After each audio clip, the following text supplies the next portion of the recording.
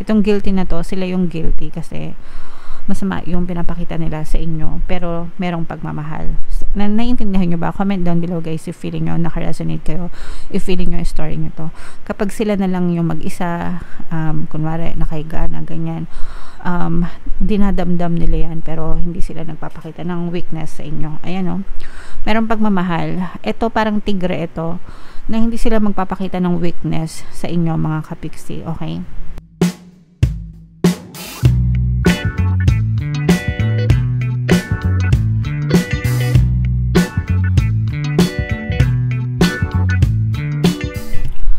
Hello guys, hello Aries, welcome back to Pinoy Pixie Tarot. Ang pamagat ng episode natin for tonight is feelings reading, anong nararamdaman niya sa'yo. So titingnan natin dito yung nararamdaman sa inyo ng person nyo. So general reading lang guys, pwede mag-resonate, pwedeng hindi, pwedeng positive, pwedeng negative, pwedeng ma-pick up yung energy nyo or yung energy ng person nyo, and roles can be reversed as well. Kung hindi kayo naka-resonate dito, try nyo panoorin yung video dun sa zodiac sign ng person nyo guys, baka nandun yung energy nyo. So yung first message ito guys, ito yung mga gustong sabihin sa inyo ng person nyo. I need to free myself from fear and doubts. I am a caged bird. So itong person mo, marami siyang mga duda, maraming kuda sa buhay, maraming mga kinatatakutan. Pwedeng dahil sa iyo, pwedeng dahil sa relationship nyo, or pwedeng dahil sa mga past relationship niya na mga red flags or yung mga nangyari sa kanya sa past niya, or pwedeng dun sa yung mga childhood trauma ba, no? Ibig sabihin baka nakita niya dun sa parents niya, sa family nila, sa mga tito-tita niya, ganyan, or sa mga pinsan, relatives, sa mga kaibigan niya na nagkaroon din ng mga failure sa relationship. So, pwedeng nagtanim yun ng trauma sa kanya, ganyan-ganyan. So, kaya marami itong mga kinakatakutan and mga kinadududahan mga kapiksi. So, dahil doon, pwedeng nagsasuffer yung relationship nyo kasi meron siyang trauma, okay?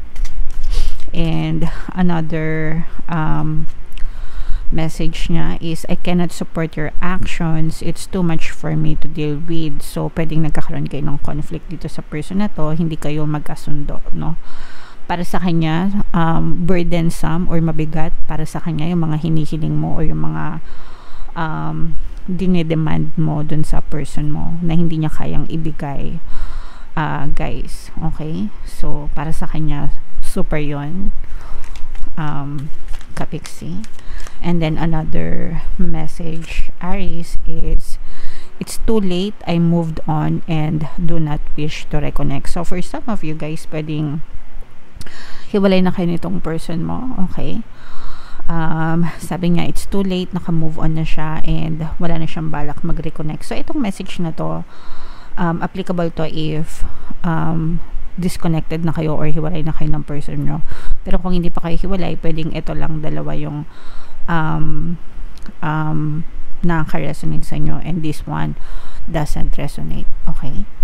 So comment down below guys if feeling nyo naka-resonate kayo dyan sa mga mensahe na yan. Tingnan natin yung additional na, eto naman guys, yung mga emosyon na nakapaloob dun sa relationship. Pwedeng nararamdaman mo, pwedeng nararamdaman nila, pwedeng nararamdaman nyo parehas, guys. So, angry, merong galit dito, no? Angry bird.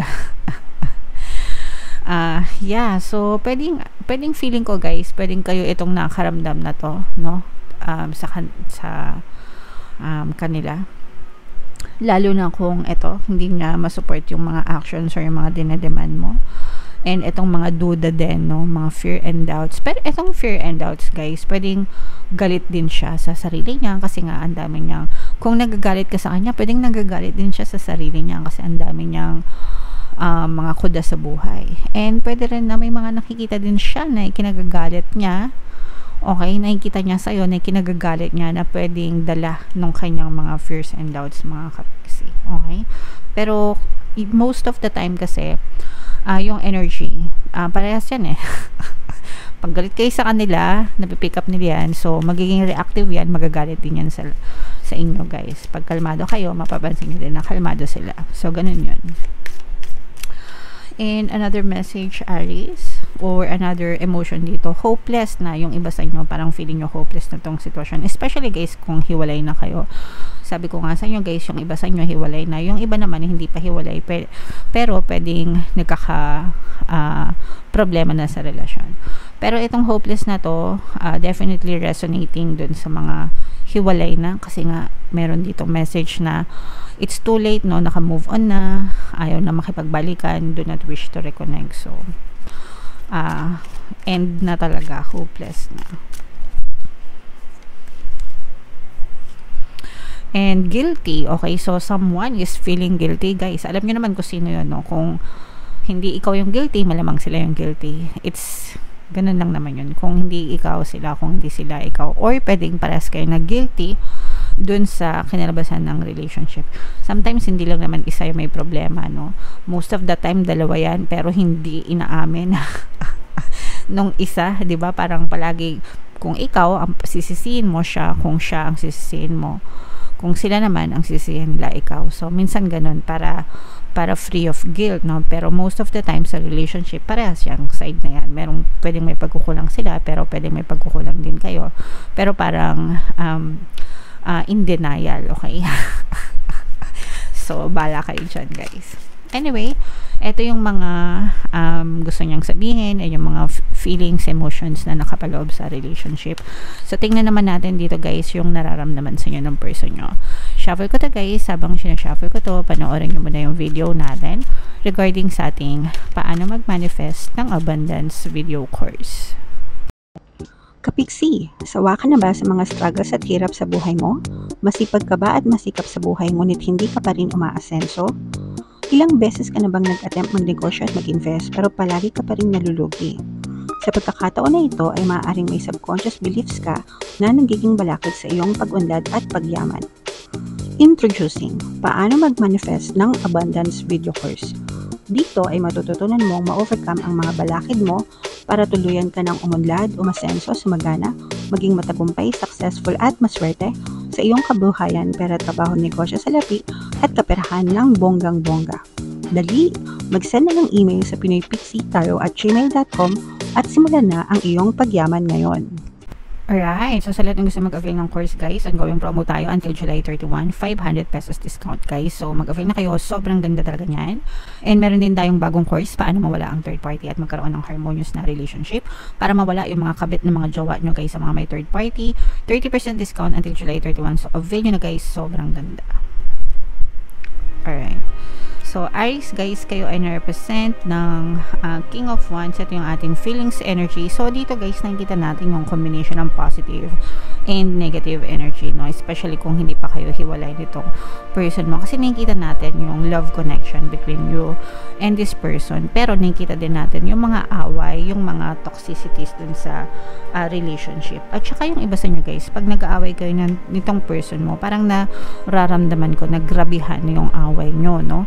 Pwedeng murahan, pwedeng feeling nyo nawawala yung respeto sa isa't isa kapag ka nag-aaway kayo. Parang parang isa side nung person, sa side niya, parang yun defense niya, parang dumidepensa siya, no? Dumidepensa siya dun, kaya parang harsh siya sa'yo, kasi dinidepensa niya yung sarili niya para hindi siya masaktan. So ang tendency niya is magsakit ng masasalita towards you para ikaw yung masaktan, ikaw yung parang ipaparamdam sa'yo nito. Yung iba sa inyo guys, sorry parang medyo narcissistic itong person na to, na parang very cruel siya sa'yo. Okay? Merong love, nakikita natin na merong love, merong connection, okay, dun sa mga hindi pa hiwalay. Pero very cruel itong person nyo. So, pwedeng medyo narcissistic siya. Pag yung mga narcissistic, mga kapiksi, mapapansin nyo na pag sa ibang tao mabait sila, sa mga katrabaho nila, colleagues nila, ganyan. Pero dun sa mga tao na dapat mabait sila, hindi sila mabait. especially family, especially partner or specific person, no? Doon sila cruel, no? Doon sa mga tao na malapit sa kanila, na dapat tinitreasure nila, doon sila malupit. Pero pag sa mga taong mga kaibigan nila, yung hindi talaga nakikita yung mga totoong ugali nila, doon sila mabait. Doon mo malalaman kung narcissistic or hindi yung isang tao. And in your case, parang ganun yung person mo, guys. So, kaya pag ito nagalit, parang strike talaga. Alam niyo yun, parang bowling na ini-strike niya lahat para bagsak ka, ganyan. Pero nakikita din natin na parang gusto din, nag-iisip siya na magbago din. Parang gusto niya rin magbago kasi nga meron din siyang pagmamahal sa'yo and gusto niyang kumbaga, yung iba kasi sa inyo, guys, parang sobrang bait nyo na parang iniintindi nyo yung ugali nila and martyr, no, yung iba sa inyo medyo martyr na medyo masokista na okay lang na nasasaktan kayo, parang binibigyan nyo sila ng excuse, no, gina-justify nyo yung ugali nila.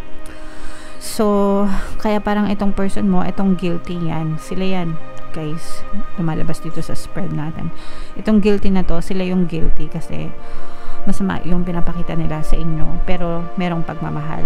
Naiintindihan nyo ba? Comment down below, guys, if feeling nyo naka-resonate kayo, if feeling nyo yung story nyo to. Kapag sila na lang yung mag-isa, kunwari nakahiga na ganyan, dinadamdam nila yan, pero hindi sila nagpapakita ng weakness sa inyo. Ayan, no? Merong pagmamahal. Ito parang tigre ito, na hindi sila magpapakita ng weakness sa inyo, mga kapiksi, okay? Ano sila, parang ipapakita nila na sila yung mas mataas sa'yo, sila yung mas ma-ego, ma-pride, ganyan. Never silang magpapakita sila sa inyo ng weakness, okay? Pero deep inside them, kinakain sila ng conscience nila, guilt, no? And meron talaga siyang trust issues. Itong person mo, siya yung may trust issue, kahit na siya yung may mali.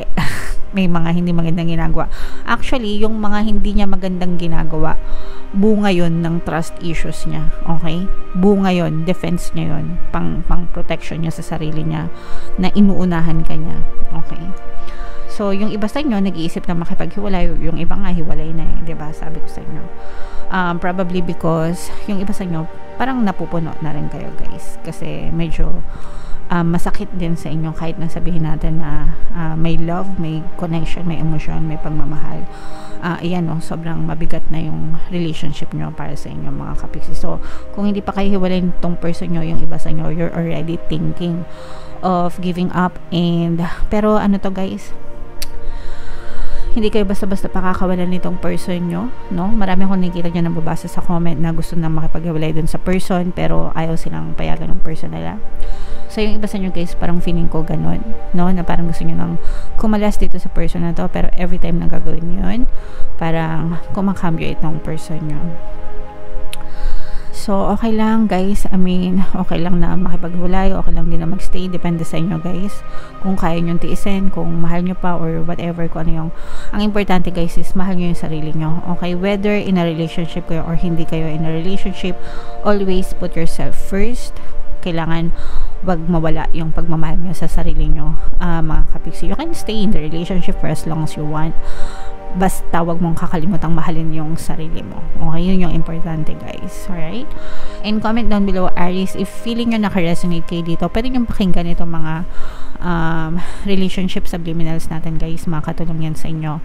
And ito naman yung ating success stories ng paano mag-manifest ng abundance video course. Click here to subscribe, guys, and click here to join our membership program. Thank you for liking, sharing, and subscribing, and see you again next time. I love you all, guys. Have a nice day. Bye-bye.